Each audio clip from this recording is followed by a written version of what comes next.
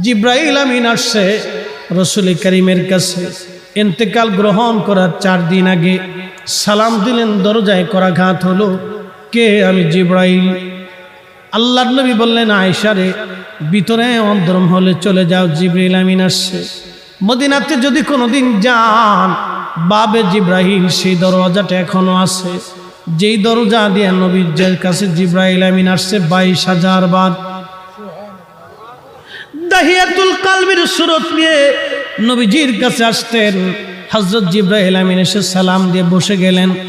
মানবের বেশে জিব্রাইল বসে গেলেন। ইয়া রাসূলুল্লাহ, আল্লাহ পাঠিয়ে দিয়েছেন, আল্লাহ সবই জানেন, ভিতরে বাহিরে প্রকাশ্য অপ্রকাশ্য আগে পরে, আপনার অন্তর ভিতর বাহিরে সব আল্লাহ জানেন। তারপরও আল্লাহ আমাকে পাঠিয়েছেন আপনার কুশল জানার জন্যে। হুজুর গো, আপনি কেমন আছেন দয়া করে বলবেন দি। আল্লাহ নবী ডাক দিলেন, জিব্রাইল হে, আমি অসুস্থ আছি, আমার কাছে ভালো লাগে না। আল্লাহর জিব্রাইল চলে গেলেন। পরের দিন আবার এসে সালাম দিলেন, জিজ্ঞেস করলেন, ইয়া রাসূলুল্লাহ আপনি কেমন আছেন? জিব্রাইলকে নবীজি বলেন, জিব্রাইল রে, আমি তেমন ভালো নাই, শরীর অসুস্থ, আমার ভালো লাগে না, অসুস্থতা আরও বেড়ে গেছে। তৃতীয় দিন জিব্রাইল আমিন আবার আসছে, হুজুর আপনি কেমন আছেন? আল্লাহ জানতে চেয়েছে আপনি কেমন আছেন। জিব্রাইলকে নবী বললেন, আল্লাহকে বলো আমার শরীর ভালো না, আরও অবনতি হয়েছে। চতুর্থ দিন জিব্রাইল একা আসলেন না, মালাকুল মউত আজরাইল আলাইহিস সালামকে নিয়ে আসলেন। আসার পরে দুইজনে সালাম দিয়ে ভিতরে ঢুকলেন। আল্লাহর নবী বললেন, ভাই জিব্রাইল। উনি কে? বলে আজরাইল। আজরাইল সালাম দিলেন, ইয়া রাসূলুল্লাহ, আল্লাহ আপনার খেদমতে আমাকে পাঠিয়েছেন। হুজুর, আল্লাহ আমার উপরে ফরমান চালু করেছেন, আমার উপরে রুলস আল্লাহ জারি করে দিয়েছেন আপনাকে সম্মানের সাথে নিয়ে যাওয়ার জন্যে। ইয়া রাসূলুল্লাহ, ইয়া হাবিবাল্লাহ, তবে আল্লাহ পাক এটাও বলে দিয়েছেন আপনি অনুমতি দিলে আপনার জান আমি কবজ করব, অনুমতি না দিলে আমি আজরাইল ফিরে চলে যাব। আপনার যতদিন মন চায় ততদিন আপনি দুনিয়ার মধ্যে আপনি উম্মতের মাঝে আপনি থাকবেন। একবার আওয়াজ তুলে বলা যাবে কি আল্লাহু আকবার? একটু বুঝেন তো, আজরাইল নবীর দরবারে বললেন, হুজুর আপনি অনুমতি দিলে আমি জান কবজ করব, অনুমতি যদি না দেন আমি ফিরে চলে যাব। আপনার যতদিন মন চায় আপনি ততদিন বেঁচে থাকবেন। মুসা আলাইহিস সালামের কাছে আজরাইল আসছে, ও মুসা আপনাকে নেওয়ার জন্য আসছি, চলেন। মুসা আলাইহিস সালাম একটা ঘুষি মেরে দিয়েছে আজরাইল আলাইহিস সালামের চোখ বরাবর। আজরাইল, আমার মুসারে যায় কও একটা গরুর উপরে হাত দিতে, গরুর উপরে হাত দিতে বলো। হাত দেওয়ার পরে যতগুলি পশম হাতের নিচে পড়বে তত বছর আমি আল্লাহ তাআলা হায়াত দিব। যাও, যে জিজ্ঞেস করো সে থাকতে চায় না, চলে আসতে চায়। আজরাইল আলাইহিস সালাম গেলেন, ও আল্লাহর পয়গম্বর, আল্লাহ পাঠিয়েছেন আপনার কাছে একটা কথা জানার জন্য। আপনি একটা গরুর উপরে হাত দিবেন, হাত দেওয়ার পরে আপনার হাতের নিচে যত পশম পড়বে তত পশম পরিমাণ হায়াত, তত বছর আল্লাহ আপনার হায়াত দিবে। মুসা নবী বলেন, আজরাইল তারপরে কি হবে? বলে তারপরেও আপনার মরণ হবে, মরণ থেকে পালানোর মতো কোনো রাস্তা নাই। মুসা আলাইহিস সালাম বলেন, আজরাইল তাহলে আর দেরি করেন না, নিয়ে চলে যান। বুঝছি থাকা যাবে না, অতএব কিলিকিলি করে লাভ নাই, ঘুষাঘুষি করে লাভ নেই, লয়ে যান। বুঝছি থাকার আর সুযোগ নেই। কিন্তু আমার রাসূলের দরবারে আজরাইল এসে বিনয়ের সাথে বলে, হুজুর আল্লাহর ফরমান আমার উপরে, আপনাকে অতীব সম্মানের সাথে নিয়ে যেতে হবে, যদি আপনি অনুমতি দেন। আজরাইল আলাইহিস সালাম এসে বললেন, হুজুর অনুমতি দিলে জান কবজ হবে, না হলে ফিরে চলে যাব। যতদিন মন চায় উম্মতের মাঝে ততদিন থাকবেন। আল্লাহর নবী জিব্রাইলের দিকে তাকাইলেন। জিব্রাইল বলেন, হ্যাঁ ইয়া রাসূলুল্লাহ, আল্লাহর ফরমান এইরকম। আপনি অনুমতি দিলে সম্মানের সাথে মহা ইজ্জত করে আপনাকে আল্লাহর দরবারে নিয়ে যাওয়া হবে। নবী গো, আপনি অনুমতি না দিলে আমরা ফিরে চলে যাব। যতদিন মন চায় ততদিন আপনি উম্মতের মাঝে বেঁচে থাকবেন। তবে জিব্রাইল ডেকে বলেন, হুজুর, তবে আল্লাহ আপনার দিদারে আগ্রহী হয়ে আছে। আহা, আমার মালিক আমার আল্লাহ, আমার খালিক আমার রব, কুল মাখলুকের রব, সপ্তম জমিনের রব, সপ্তম আসমানের রব, সপ্ত জমিনের রব, সপ্ত আসমানের রব। এই জমিন ও আসমান ঘিরে রেখেছে পানি, পানি ঘিরে রেখেছে বাতাস, বাতাস ঘিরে রেখেছে হাইকাল, হাইকাল ঘিরে রেখেছে কুরসি, কুরসি ঘিরে রেখেছে আরশে মুআল্লা। একবার জোরে বলা যাবে কি আল্লাহু আকবার?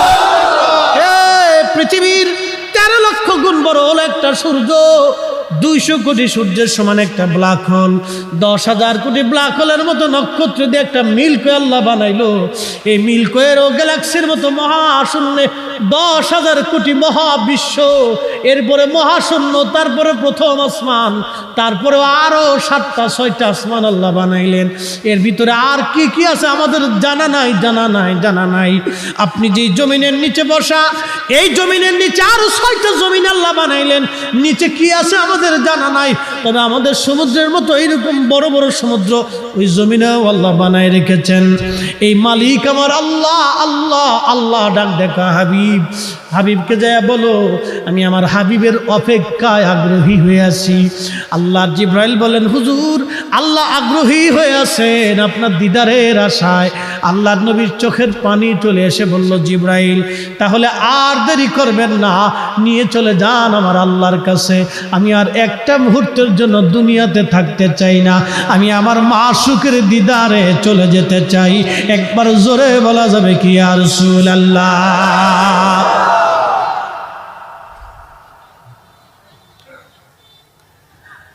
আজরাইল আলাইহিস সালাম আল্লাহর হাবিবের বক্ষ বরাবর হাত রাখলেন। কষ্ট হচ্ছিল নবীজির, ডেকে বলেন, আজরাইল, একটু আসানে কি হয় না? বলে, ইয়া রাসূলুল্লাহ, আপনার চাইতে এরকম আসানে আগে কারো জান কবজ করি নাই, আপনার পরে আর কারো জান কবজ হবে না। নবী গো, সবচাইতে বেশি আসান আপনাকে দেওয়া হচ্ছে। আপনার ব্যাপারে আল্লাহ আমাকে সতর্ক করে দিয়েছে। একসাথে জোরে বলা যাবে কি আল্লাহু আকবার? হায় হায়, কত বড় দামি নবীর উম্মত, হ্যাঁ এখনো সুদ খায়। কত বড় নামি দামি নবীর উম্মত, এখনো ঘুষ খায়। কত বড় দামি নবীর উম্মত, এখনো মানুষ ঠকায়। কত বড় দামি নবীর উম্মত, এখনো মালে ভেজাল দেয়। কত বড় দামি নবীর উম্মত, এখনো আল্লাহ আল্লাহ নবীর বিধান আমরা মানি না। কত বড় দামি নবীর উম্মত, উম্মত আমরা উম্মত, উম্মত, উম্মতের কি করলাম এখন আমরা বুঝতে পারি নাই। হাই হাই, আল্লাহর নবীজি কেঁদে ফেলে দিয়ে বলেন, আজরাইল, একটা অনুরোধ তোমারে করে যাই। বলেন, ইয়া রাসূলুল্লাহ, আমার উম্মতের জান কবজ এর চাইতেও তুমি আসানে করবা। আজরাইল ডাক দিয়ে বললেন, হুজুর, আপনার উম্মতের ভিতরে যারা নেককার, তারা মায়ের কোলের মধ্যে যেইভাবে ঘুমায়, একটা সন্তান ঘুমায় পরে মার কোলের মধ্যে ছেলেটা বুঝে না, ওইভাবে আমি জান কবজ করে নিয়ে আসবো, সে বুঝবে না।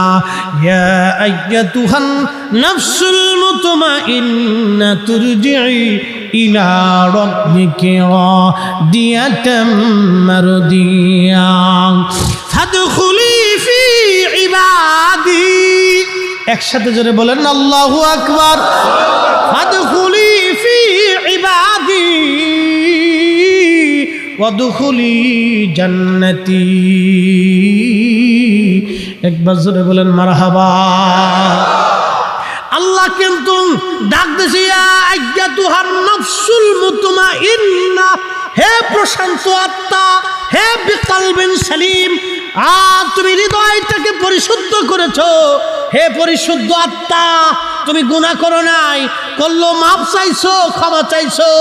হে বান্দা, ফিরে আসো, চলে আসো, তুমি আমি আল্লাহর দরবারে সন্তুষ্টির দিকে তুমি চলে আসো।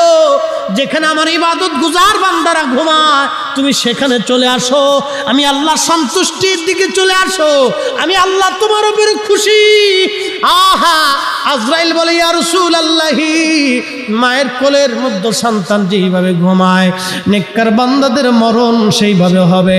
আল্লাহর ওলি যারা ইন্তেকাল করার পরে 40 দিন পর্যন্ত আল্লাহর আকাশের ফেরেশতারা আর পৃথিবীবাসী ওই গাছ তরুলতা পাতা মাছ কাটতে থাকে আর নদীর মাছ তার জন্য দোয়া করতে থাকে।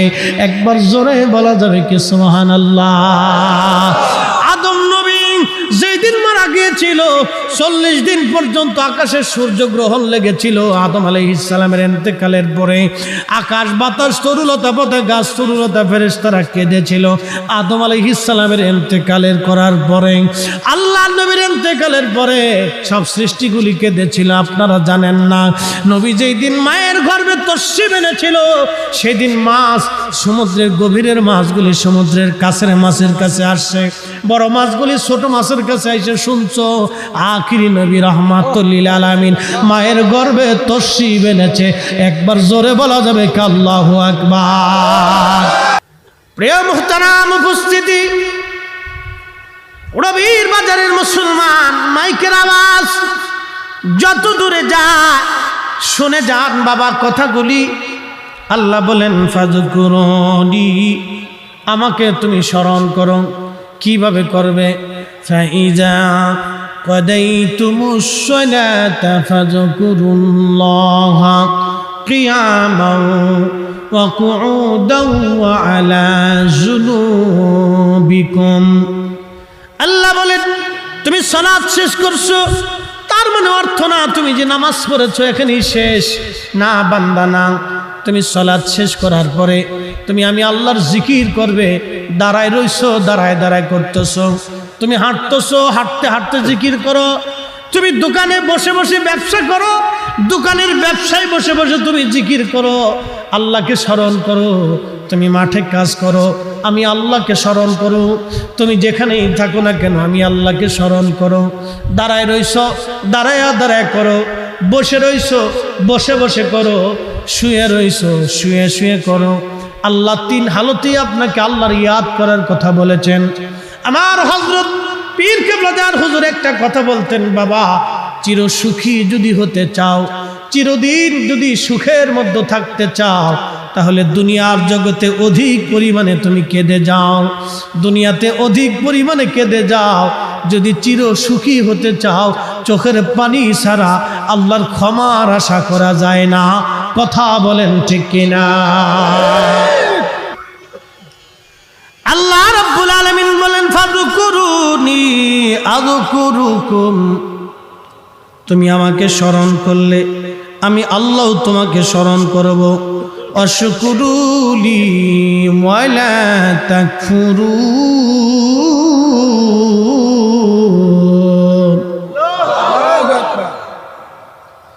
আল্লাহ রেখে বলেন বান্দারে তুমি আমার শুকর করবে না, শুকরিয়া করবে না, কৃতজ্ঞ হবে না।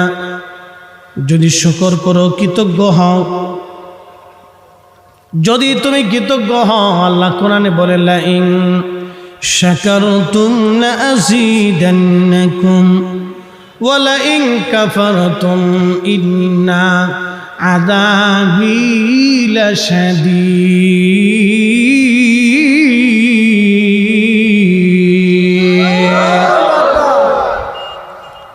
আল্লাহ বলেন যদি তুমি কৃতজ্ঞ হও তোমার নিয়ামত আমি বাড়ায় দিব। আপনাদের বাড়িতে কুকুর আছে, কুকুর, এই কুকুরকে আপনি খাবার দেন 2 বেলা, মাসের কোনো বেতন টেতন আছে কি? কুত্তার মাসের কোনো বেতন নাই, আপনি খাবার দিলেন 2 বেলা। আপনার বাড়িতে একটা বিড়াল আছে, বিড়াল, মাসের কোনো বেতন নাই, খাবার দিলেন 2 বেলা। এই বিড়ালটা শুধু আপনার ঘরের মধ্যেই থাকে না, এই বিড়ালটা আপনার ইঁদুর মারে, আপনার তেলাপোকা মেরে দেয়, আপনার বাড়ি পাহারা দেয়। ইঁদুর যাতে এসে আপনার ক্ষতি করতে না পারে, এই বিড়ালটা আপনাকে পাহারা দেয় ইঁদুর থেকে। একটা কুকুর আপনি 2 বেলা খাবার দিলেন, মাসের কোনো বেতন নাই, বিছানাও জাজিম না, বালিশ টালিশ কাঁথা কম্বল কিছুই দেন নাই। এই কুকুরটা আপনার বাড়ির সামনে আপনাকে পাহারা দিতে থাকে। ঠান্ডার ভিতরে উঠানের মধ্যে ঘুমায় কুকুর, একটা গাছের পাতা পড়লেও কুকুরের সজাগ এসে যায়। এই কুকুর আপনাকে পাহারা দিতে থাকে। খাবার দিলেন 2 বেলা, কুকুর পাহারা দিল আপনাকে 24 ঘন্টা। ও মুসলমান, কুত্তা থেকে আল্লাহর শুকর বুঝে যান আপনি কিভাবে আল্লাহর কৃতজ্ঞ বান্দা আমাদের হওয়ার দরকার।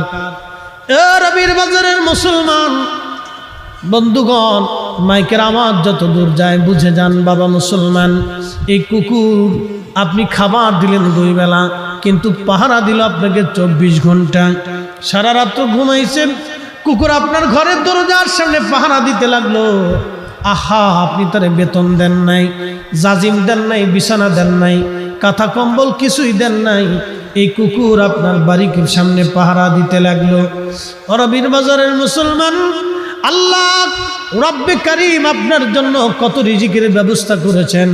যদি বাংলাদেশে একাধারে 3 বছর বৃষ্টি না হয়, পদ্মা নদীর পানিগুলি শুকায় যাবে।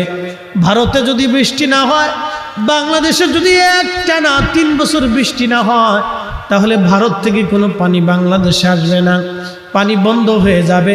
পদ্মা, যমুনা, মেঘনা, সুরমা সব নদীগুলি শুকায় যাবে, চৌচির হয়ে মাটির সাথে মিশে যাবে।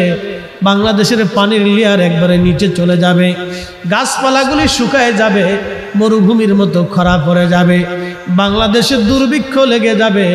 আহা, কি অবস্থা হবে জানেন না আপনি?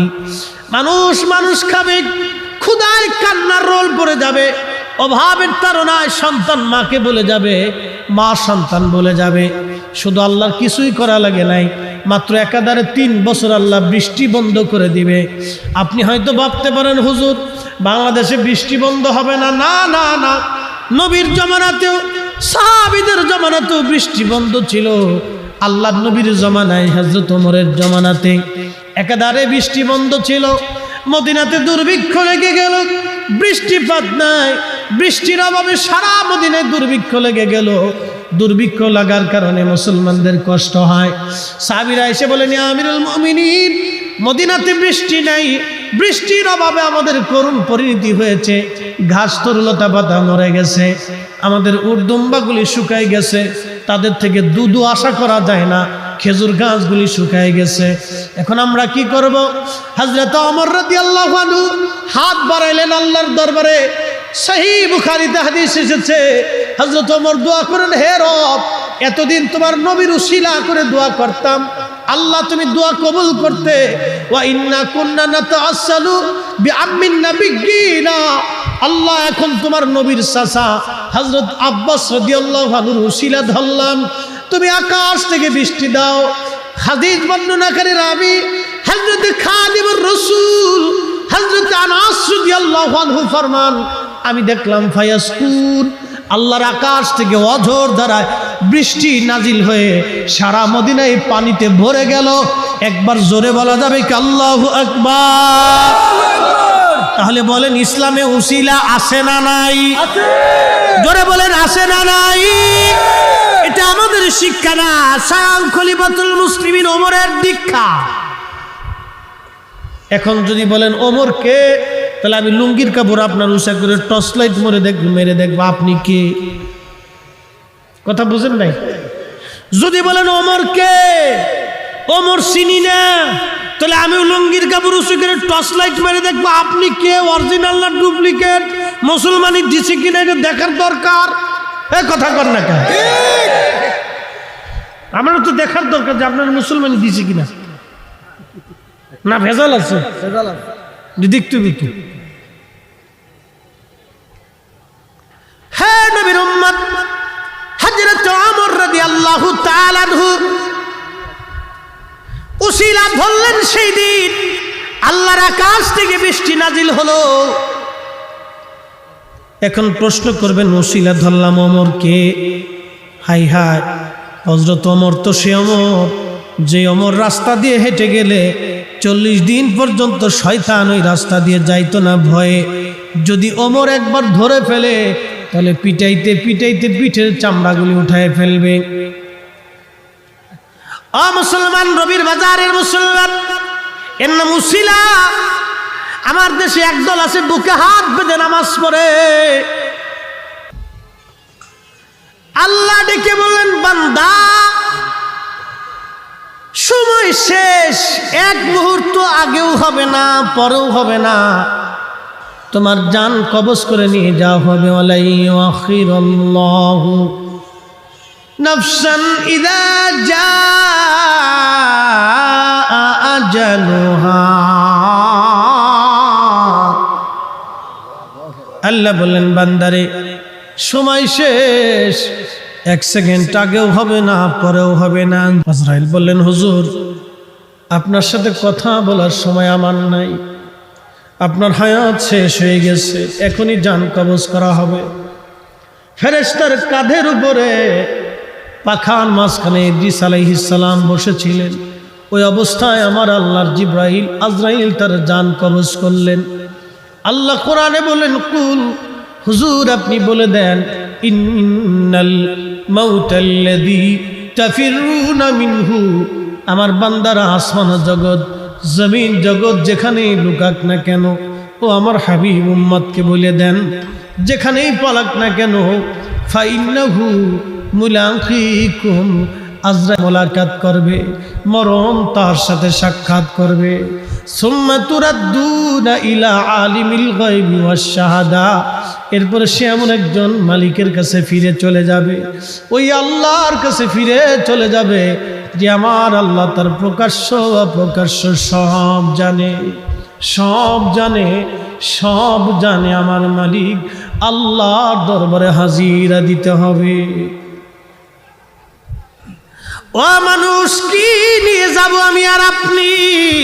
কোরআন বলতেছে, আল্লাযী খালাকাল মাউতা ওয়াল হায়াতা লিয়াবলুয়াকুম আইয়ুকুম আহসানু আমালা।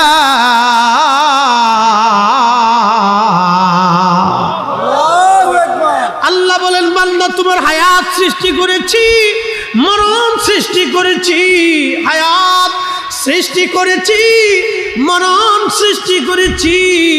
তোমার হায়াতের গন্ডি শেষ হয়ে যাবে রে বান্দা। আমি আল্লাহ যখন ডাক দিব, থাকার আর সুযোগ তোমার নাই। কিন্তু কেন তোমার দুনিয়ার মধ্যে পাঠাইলাম? ও আমার বান্দা, তুমি শোনো, আইয়ুকুম আহসানু আমালা, কে ভালো আমল করো আমি আল্লাহ সেটা দেখব। আপনি আট্টুশির হুজুরের মুরিদ হন, নামাজ না পড়লে কিন্তু কোনো সার হবে না। কথা কন না কেন, ঠিক কিনা? আপনি যদি তাবলীগ জামাতের আমির সাহেব হন, ওই মানুষের হক মেরে দিয়া ৩৬,০০০ বছর তাবলীগ করলে বাবা কাজ হবে না। এ কথা কন না কেন, ঠিক কিনা? আপনি সব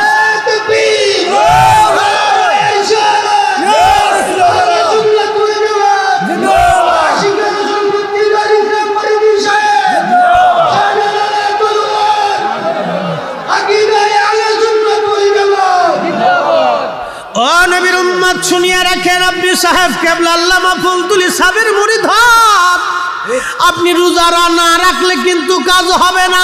কি কথা বলেন না কেন? আল্লাহর আইন আপনাকে মানতে হবে। আল্লাহ বলেন, আইয়ুকুম, কে তোমরা আহসানু আমালা, ভালো আমল করো আমি আল্লাহ সেটা দেখব। দেখার জন্য তোমারে পাঠাইছি, দেখার জন্য তোমারে পাঠাইছি। কে ভালো আমল করো আমি আল্লাহ সেটা তোমাকে দেখব। দেখার জন্য তোমারে পাঠাইছি, দেখার জন্য তোমারে পাঠাইছি। নামাজ পড়েন নাই, সেজদার মধ্যে পড়ে কাঁদতেছেন, আল্লাহ মাফ করে দিবে। রোজা রাখেন নাই, সেজদায় পড়ে কেঁদে দিয়েছেন, আল্লাহ ভুল হয়ে গেছে মাফ করে দিবে। জানা করছেন, খুদার দরবারে চোখের পানি ছেড়ে দিয়েছেন, আল্লাহ মাফ করে দিবে। কিন্তু মানুষের হক মেরে খাইলেন, রক্ত চুষে খাইলেন, জমি দখল করে খাইলেন। আমার দেশে বহু ভাই আছে, বোনের জমি বুঝাই দেয় না। বোন আইসে দুয়ারে দুয়ারে ঘুরে কয়, ভাই দিবি না? কয় পরে নিস। পরে নিতে নিতে ভাই কবরে চলে গেছে, বোনের জমি দেয় নাই। এরকম বহু ভাই বাংলাদেশে আছে না? না, এইগুলি সামাজিক ব্যাধি। আবার আমার দেশে আর একটা ব্যাধি আছে, যৌতুকের ব্যাধি। এ যুবক, আপনাদেরকে বলি, যারা যৌতুক নেয় ওরা হলো খয়রাতি, ছোট লোকের বাচ্চা। কি কথা কন না কেন? হ্যাঁ, করে বলেন ঠিক কিনা? যৌতুক চাবে ওর জুতা দিয়ে পিটাইয়া যৌতুক দিয়ে দিবে। এই কথা কান জোরে বলে, এগুলো সামাজিক ব্যাধি, এগুলো সামাজিক ব্যাধি, এগুলো আমাদের হাতে সাইজ করে দিতে হবে। সবসময় খালি ওয়াজে কাজ হয় নাকি? বাটাম চালান মেরে দিতে হবে, ফরিদপুরের ভাষাকে বাটাম চালান দিয়ে দিয়ে যা। আচ্ছা কোন তো শুয়োরের গোশত কি জোরে? কেউ যদি শুয়োরের গোশত খাইয়া আইসা রোজা রাখে, শুয়োরের গোশত খাইয়া কেউ যদি সেহরি করে, জোরে কর না। আপনারা মুফতি সাহেব, আজকে আমরা মুফতি না, আপনারা ফতোয়া দিয়ে দিন, বলেন রোজা কি হবে? জোরে বলেন হবে। আরে শুয়োরের গোশত খাওয়া যে এরকম হারাম, যৌতুকের টাকা দিয়ে গরুর গোশত, খাসির গোশত কিনে খাওয়া ওই রকমই হারাম।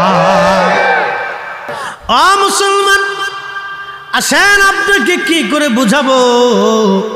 পৃথিবীর বহু রাজা বাদশারা কবরে চলে গেল। রোম সাম্রাজ্য বলেন, পার্সিয়ান সাম্রাজ্য বলেন, এরপরে উমাইয়া সাম্রাজ্য বলেন, আব্বাসীয় সাম্রাজ্য বলেন, চাইনিজ সাম্রাজ্য বলেন, হালাকুর মঙ্গোলিয়ান সাম্রাজ্য বলেন, এরপরে আপনার কি বলেন সেলজুক সাম্রাজ্য বলেন, ফাতিমীয় সাম্রাজ্য বলেন, উসমানীয় সাম্রাজ্য বলেন, মোগল সাম্রাজ্য বলেন, খাওয়ারিজম সাম্রাজ্য বলেন, সালতানাত বলেন, পৃথিবীর বড় বড় সাম্রাজ্যের অধিপতি যারা ছিলেন, লক্ষ লক্ষ সৈন্যরা তাদেরকে পাহারা দিত। আজকে তাদের বড় বড় প্রাসাদ বিল্ডিংগুলি পড়ে আছে, চামচিকে আর ইঁদুর পোকামাকড় বসবাস করে। কিন্তু আজকে সৈন্য নাই, রাজা বাচ্চারাও নাই, তাদের কবর আছে, কিন্তু কবরের পাশে কেউ আজ দাঁড়ায় না। তাদের নাম শুনলে আর কেউ থর থর করে ভয়ে আজ কাঁপে না। তারা আজকে আল্লাহর দরবারে চলে গেছে, আল্লাহর বিচারের আওতাধীনের মধ্যে চলে গেছে। আর সুযোগ পাওয়ার কায়দা নাই। আল্লাহ বলেন ইন্না বাতশা রব্বিকা লাশাদীদ, আমি আল্লাহর ধরা বড় শক্ত ধরা। আমি মালিক যেই দিন ধরবো সেদিন আর তোমাকে ছাড়া হবে না। এ রবির বাজার কুলাউড়ার মুসলমানের, আরে মাইকের আওয়াজ যত দূর পর্যন্ত যায়, আল্লাহর ওলিরা এমন একটা সাম্রাজ্য নিয়ে ঘুমিয়ে গেছেন। আজকে মুজাদ্দিদ আল ফেসানি নাই, কিন্তু তার সিলসিলা এখনো আছে। আজকে খাজা মাইনুদ্দিন চিশতি আজমেরি সেঞ্জুরি নাই, কিন্তু তার তরিকা এখনো আছে। হুজুর গাউসে পাক মহিউদ্দিন আব্দুল কাদের জিলানী আজকে নাই, কিন্তু তরিকা আজও আছে। হুজুর খাজা বাহাউদ্দিন নকশবন্দ বুখারী আজকে নাই, কিন্তু তরিকা এখনো আছে। ইমাম আজম আবু হানিফা আজকে দুনিয়াতে নাই, কিন্তু তার মাযহাব এখনো আছে। ইমাম শাফিঈ দুনিয়াতে নাই, কিন্তু তার মাযহাব এখনো আছে। ইমাম মালিক দুনিয়াতে নাই, কিন্তু মাযহাব এখনো আছে। ইমাম আহমদ ইবনে হাম্বল আজ দুনিয়াতে নাই, কিন্তু তার সিলসিলা এখনো আছে। আল্লাহর ওলিরা এমন এক রাজত্ব নিয়ে কবরের মধ্যে চলে যায়। আল্লাহ পাক কোরআনে বলতেছেন ইন্নাল্লাযীনা আমানু ওয়া আমিলুস সালিহাতি উলাইকা হুম খায়রুল বারিয়া। ইমানে আমলে যারা পাকা হয়ে কবরে চলে যায়, আল্লাহ পাক বলতেছেন তারা জগতের মধ্যে সেরা।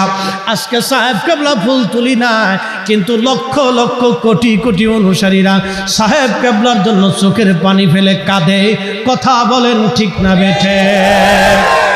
আজকে হযরত শাহ সুফি ফতে আলী রসুলের নামা নাই, শাহ সুফি ওয়াজিদ আলী রহমাতুল্লাহ আলাইহি আজকে নাই, খাজা বাবা ফরিদপুরি কাদ্দাসাল্লাহু সিররাহুল আজিজ আজকে দুনিয়াতে নাই, কিন্তু কোটি কোটি মুরিদ সন্তান এখনো চোখের পানি ফেলে কাঁদে। ও মুসলমান, উলাইকা হুম খায়রুল বারিয়া। আল্লাহ বলেন তারা মাটির উপরেও সেরা, মাটির নিচেও তারা সেরা। স্বর্ণের টুকরা মাটির উপরেও স্বর্ণ, মাটির নিচেও স্বর্ণ। হীরার টুকরা মাটির উপরেও হেরা, মাটির নিচেও হেরা। আল্লাহর ওলিরা মাটির উপরেও আল্লাহর ওলি, মাটির নিচেও তারা আল্লাহর ওলি। তাদের জিয়ারত ওরা যত শিরকের বেদাতের মাসালা দিক না কেন, ফতোয়া দিক না কেন, আল্লাহর ওলিদের জিয়ারত জমিনে কোনোদিন বন্ধ হবে না, হবে না।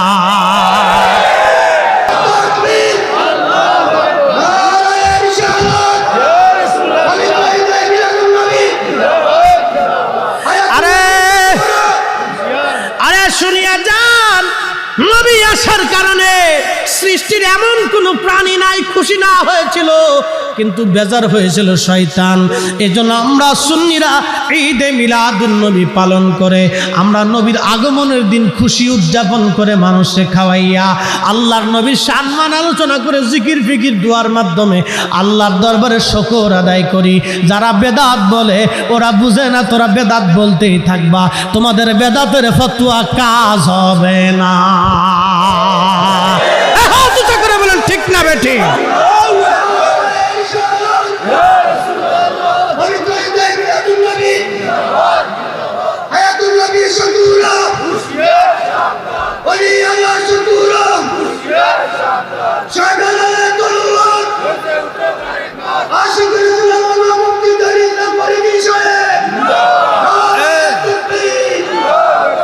আল্লাহু আকবার ওয়ালিল্লাহিল হামদু বিসমিল্লাহির রাহমানির রাহিম।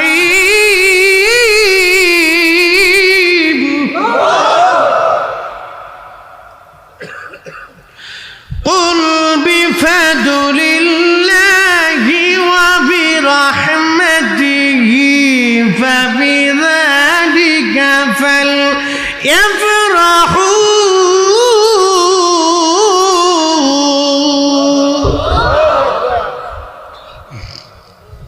এখন আপনি মানলেও মানতে পারেন, না মানলেও মানতে পারেন। কোরআনের বহু আয়াত তো আপনি নিজেও মানেন না। কোরআনের আয়াত কি সবাই নিজেরা পালন করে? সব মুসলমান 100% পিওর পালন করে আল্লাহর আইন? না, বহু আছে, লাখে একজন যে 100% পিওর, লাখে একজন তো আছে কিনা, কোটিতে একজন, লাখ কোটিতে একজন পাওয়া যাবে কিনা সন্দেহ আছে, যে আল্লাহ তার রসুলের পরিপূর্ণ আইনটাকে ফলো করে নিজের জীবন চালায়। লাখ কোটিতে একজন। হে মুসলমান, আল্লাহ নবী ডেকে বলেন, আজরাইল আমার উম্মতের কষ্ট যাতে না হয়। আজরাইল ডাক দে বলেন, ইয়া নবী আল্লাহ, তবে বদকার যারা, নাফরমান যারা, ওয়াশকুরুলি ওয়ালা তাকফুরুন, যারা নাফরমান, আহা যারা নাফরমান তাদের ইন্তেকালটা হবে বড় ভয়াবহ। একটা উটকে জীবন্ত অবস্থায় চামড়া সিলাইলে, ওই উট পুরাটা চামড়া সিলাইয়া আলাদা করে ফেললে জীবন্ত অবস্থায় একটা উটের যেরকম কষ্ট হয়, ওই উটটার 100 বার চামড়া হবে, 100 বার চামড়া সিলানো হবে। 100 বার জীবন্ত উটকে চামড়া সিলাইলে যে পরিমাণে কষ্ট হয়, একজন বদকার নাফরমান অকৃতজ্ঞ বান্দার ওই রকম মরণের সময় কষ্ট হতে থাকে। এই জন্য অনেকের দেখবেন প্রস্রাবের রাস্তা দিয়ে পেশাব বের হয়ে যায়, বাথরুম বের হয়ে আসে, জিহ্বা বের হয়ে আসে, নাক মুখ দিয়ে রক্ত বের হয়ে আসে, সে চিৎকার করতে থাকতে এবং গড়াগড়ি করতে থাকে, মৃত্যু বড় ভয়াবহ হতে থাকে। কিন্তু ইমানদার কালেমা পড়তে পড়তে মারা যায়, জিকির করতে করতে মারা যায়। কি কথা বলেন ঠিক কিনা? ও বন্ধু, অবশ্যই মৃত্যুর কোলে ফিরে চলে যেতে হবে আল্লাহর দরবারে, এখান থেকে কোনো নিস্তার হবে না। আমার পীর মুর্শিদ বলতেন, বাবা যদি চির সুখী হতে চাও দুনিয়ার থেকে অধিক পরিমাণে কেঁদে যাও, যদি চির সুখী হতে চাও দুনিয়াতে অধিক পরিমাণে কেঁদে যাও, দুনিয়াতে অধিক পরিমাণে কেঁদে যাও, কেঁদে যাও, কেঁদে যাও, কেঁদে যাও। অর্থাৎ অধিক পরিমাণে রোদন আর ক্রন্দন আল্লাহর দরবারে এটা বড় পছন্দ। আল্লাহ শুকরগুজারি বান্দাকে পছন্দ করে, আল্লাহ কৃতজ্ঞ বান্দাকে পছন্দ করে। বলছিলাম একটা কুকুর 24 ঘন্টা আপনার বাড়ি পাহারা দেয়, মাত্র 2 বেলা খাবারের বিনিময়ে আল্লাহ আসমান থেকে পানি দিল, জমিনে শস্য দিল, হরেক রকমের ফল ফ্রুট আল্লাহ দিল, আল্লাহ কত মাছ, ধরনের মাছ আল্লাহ দিল, কত কোয়ালিটির খাবার আল্লাহ আপনাকে খাওয়াইলো। তারপরও আপনি আল্লাহর দেওয়া 2 ঘন্টা ডিউটি পালন করেন নাই। বলবেন মুফতি জহিরুল ইসলাম ফরিদি হুজুর 2 ঘন্টা ডিউটি কি? 1 ঘন্টার ডিউটি আমি আপনাদেরকে বলে দিয়ে যাই। একটা ডিউটি হলো জোহরের নামাজ মাত্র 20 মিনিট, আসরের নামাজ 10 মিনিট, মাগরিবের নামাজ 20 মিনিট, এশার নামাজ 20 মিনিট, ফজরের নামাজ 20 মিনিট। সর্বমোট আমি 1.5 থেকে 2 ঘন্টা ধরলাম। এই সময়টা আপনি আল্লাহকে দিলেন না।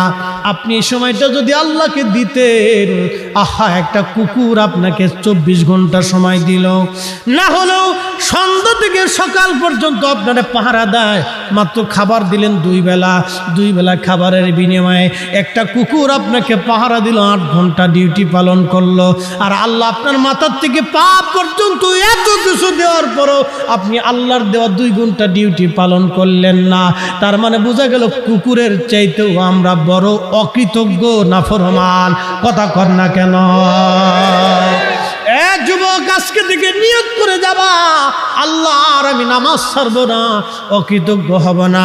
সামনে মাহে রমজান আসতেছে, এই রমজানের একটা রোজাও আমি ছাড়বো না। ও বাবা, যারা কাজের দোহাই দিয়া রোজা ছেড়ে দেন, এই কাজ আপনাকে জান্নাতে নেবে না। যে সন্তানের মোহে পড়ে আপনি আজকে রোজা ছেড়ে দিবেন, কিয়ামতের ময়দানে এই সন্তান আপনার সামনে দাঁড়াবে না। যে বিবির জন্য আপনি রোজা ছেড়ে দিচ্ছেন, এই বিবি আপনার সামনে মেহেশরের মাঠে দাঁড়াবে না। যিনি দাঁড়াবেন তিনি রাহমাতুল লিল আলামিন। যিনি আপনার কবরে আসবে তিনি নবী। আপনি কবরের দিকে তাকান, কত কবর পুরাতন হয়ে গেছে, কবরের পাশে কোনো মানুষ আসে না। আহা, 50 বছর পার হয়ে গেল, কবর মাটির সাথে মিশে গেছে। সন্তানরা কবরের পাশে আসে না, ভুলে গেছে তারা। সন্তানের মোহে দুনিয়ার প্রেমে পড়ে এই কবরওয়ালাদেরকে তারা ভুলে গেল। কিন্তু আপনি জানেন না, ওই কবরে যিনি সবসময় দেখতে আসবে তিনি রাহমাতুল লিল আলামিন, নবী নবী নবী। পৃথিবীর সবাই আপনাকে ভুলে যাবে, কিন্তু আপনার আমার নবী আপনাকে আমাকে ভুলবে না। যদি নবী আপনি আমাকে না ভুলে, গোলামি করলে এই নবীর গোলামি করে যেতে হবে, দল করলে নবীর দল করতে হবে, জীবন দিলে নবীর জন্য জীবন দিতে হবে। এই কথা বলেন ঠিক না বেঠি? হাত উঁচা করে বলেন ঠিক না বেঠি? জীবন দিলে নবীর জন্য জীবন দিতে হবে মুসলমান। পক্ষ নিলে নবীর পক্ষ নিতে হবে, শান গাইলে নবীর শান পক্ষে নিতে হবে, নবীর ইজ্জতের পক্ষে থাকতে হবে, নবীর দলে থাকতে হবে। এই জন্য সাহাবীরা দুনিয়াকে লাথি মারতেন, নবীকে খুশি করতেন। আমরা দুনিয়াকে খুশি করি, নবীকে বেজার করি। সাহাবীদের মানহাজ দুনিয়াকে বেজার করতেন, আল্লাহর নবীকে খুশি করতেন। আমার পীর মুর্শিদের জীবনীতে আসছে, অনেকেই বলবেন হুজুর মনে কোটি কোটি টাকার মালিক না, আপনাদের দেওয়া টাকা পয়সা হুজুর খাইতেন না, আপনাদের দেওয়া চাল ডাল হুজুর খাইতেন না। হুজুরের একটা জমিন ছিল, এই জমিনের ধান চাষ করে হুজুর ভাত খাইতেন। একটা গাভী ছিল, গাভীর দুধ দহন করে হুজুর দুধ খাইতেন।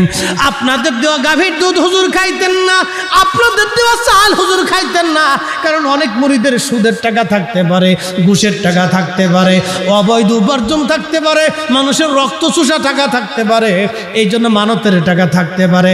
আমার পীর ওইগুলি খান নাই, সারা জীবন নিজের অপর্জিত জমিন থেকে, শস্য থেকে খাবার খেয়েছে। আপনাদের একটা টাকা হুজুর কোনোদিন ধরে নাই।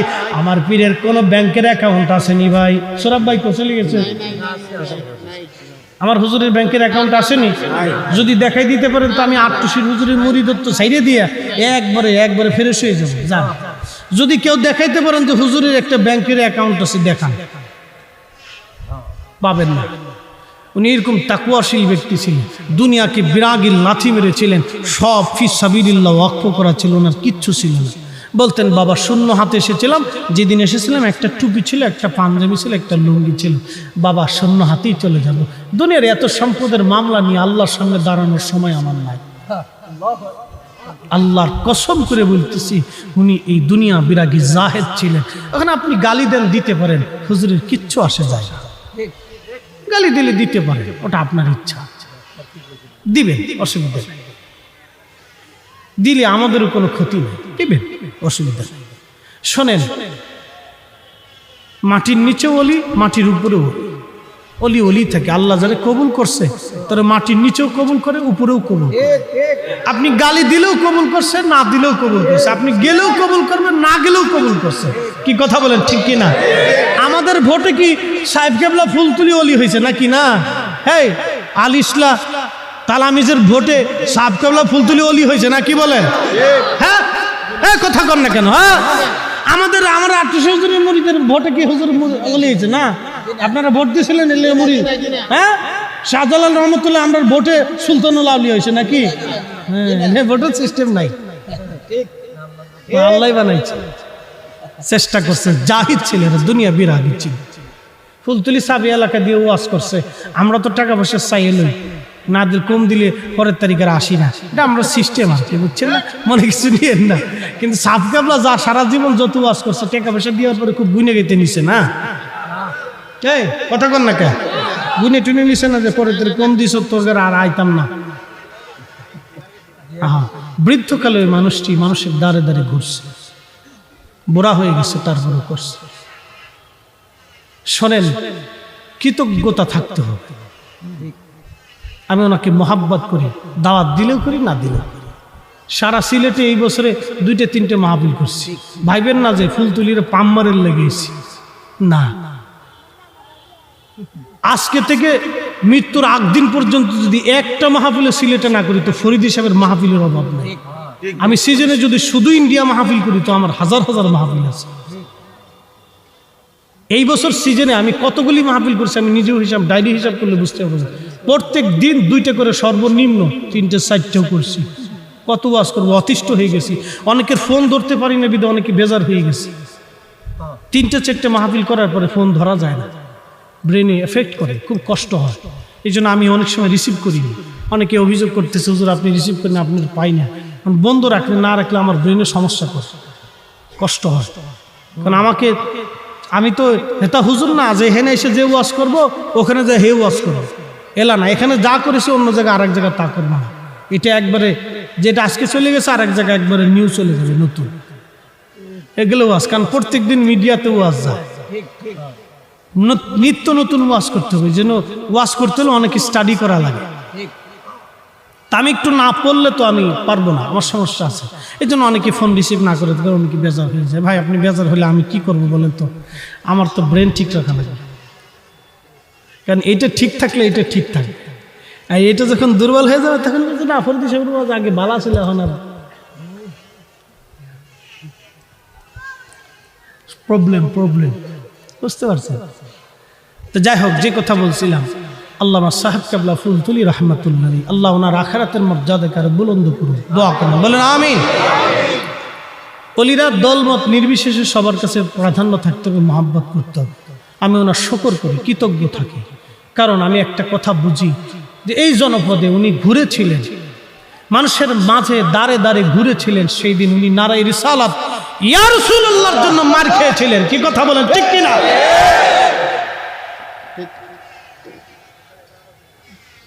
আর আমি তো মনে করি সাহেব কেবলা ফুলতুলি একজন যদি উত্তরবঙ্গে থাকতো, তাহলে উত্তরবঙ্গের কোটি কোটি মানুষ সুন্নিয়তের ছায়ার নিচে থাকতো।